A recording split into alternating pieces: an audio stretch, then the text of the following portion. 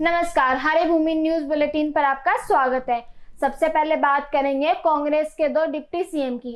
एक कहावत है, गांव बसाने लुटेरे आ गए। आजकल कांग्रेस में भी यही कुछ देखने को मिल रहा है। सरकार बनने से पहले ही भूपेंद्र सिंह हुड्डा मुख्यमंत्री बनने को उतावले हैं, तो उनके दूसरे साथी नेता डिप्टी सीएम बनने का दावा पेश कर रहे हैं। पहले लालू प्रसाद यादव के दामाद चिरंजीव ने डिप्टी सीएम का दावा ठोका था। अब एक दूसरे दावेदार सामने आ गए हैं। इनका नाम नीरज शर्मा है, जो फरीदाबाद एनआईटी से कांग्रेस के प्रत्याशी हैं। नीरज शर्मा ने भी डिप्टी सीएम बनने का दावा ठोक दिया है और कहा कि इतना तो वे डिजर्व करते हैं।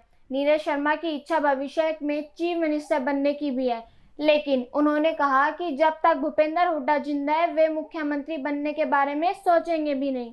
आपको बता दें कि यह नीरज शर्मा वही कांग्रेस प्रत्याशी है जिन्होंने वोटर्स को खर्ची पर्ची सिस्टम द्वारा नौकरी देने की पेशकश की थी।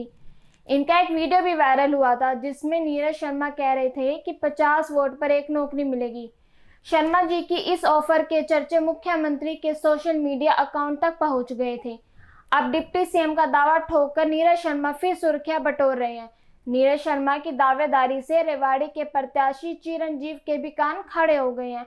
यदि कांग्रेस सरकार बना लेती तो देखना होगा कि इन दोनों में से किसी डिप्टी सीएम पद की दावेदारी मिलेगी। और अब बात करते हैं उस तथाकथित भाजपा नेता की जो 5 साल में एक बार एक्टिव होते हैं और उसके बाद उनका कहीं अता पता नहीं चलता।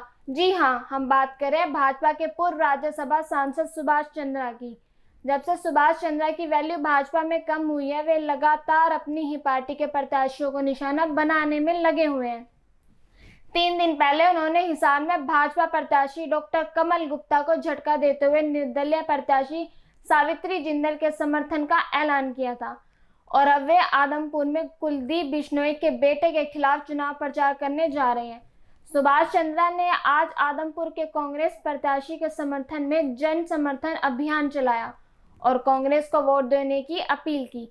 हिसार के भाजपा नेता दबी जुबान से कह रहे थे कि सुभाष चंद्रा निर्दलीय और दूसरी पार्टियों के प्रत्याशियों का समर्थन कर बीजेपी से कोई नई डील करना चाहते।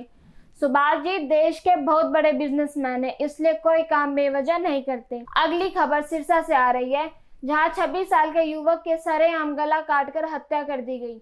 वारदात को अंजाम देने के बाद आरोपी मौके से फरार हो गए। इस घटना के बाद सही इलाके में दहशत का माहौल है। पुलिस मामले की जाँच कर रही है और इलाके में लगे सीसीटीवी फुटेज को खंगाला जा रहा है। मृतक की पहचान अलीका गांव के रहने वाले संदीप कुमार के रूप में हुई है। बताया जाता है कि संदीप कुमार कल डबवाली से वापस घर जाने के लिए बस स्टैंड की तरफ जा रहे थे। इस बीच कुछ अज्ञात लोगों ने तेजधार हथियार से उस पर हमला कर दिया, जिससे उसकी मौके पर मौत हो गई। सिरसा से ही दूसरी खबर सामने आ रही है। कल देर रात इंडियन नेशनल लोक दल के प्रत्याशी आदित्य देवीलाल की तबीयत अचानक बिगड़ गई, जिसके कारण उन्हें अस्पताल में भर्ती होना पड़ा। बताया जाता है कि आदित्य देवीलाल की हार्टबीट बहुत धीरे चल रही थी। चुनावी भागदौड़ के कारण वे लगातार जनसभा को संबोधित कर रहे थे, जिसके कारण उनका स्वास्थ्य बिगड़ गया।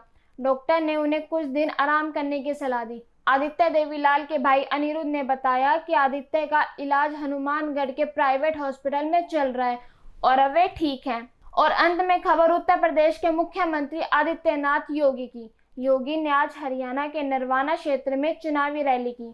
कांग्रेस पर बरसते हुए योगी ने कहा कि हरियाणा के लोग इनका 10 साल का शासन काल देख चुके हैं। इस दौरान कांग्रेस ने भ्रष्टाचार को सरेआम बढ़ावा दिया और कोई विकास कार्य नहीं किए। योगी ने दावा किया कि हरियाणा में तीसरी बार भी भाजपा की सरकार बनने जा रही है। आपको बता दें कि इस समय सभी पार्टियों के दिग्गज हरियाणा में लगातार चुनावी रैलियां कर रहे हैं। कल कांग्रेस अध्यक्ष मल्लिकार्जुन खड़गे जीती बेल्ट में रैली कर कई विधानसभाओं को एक साथ साधेंगी।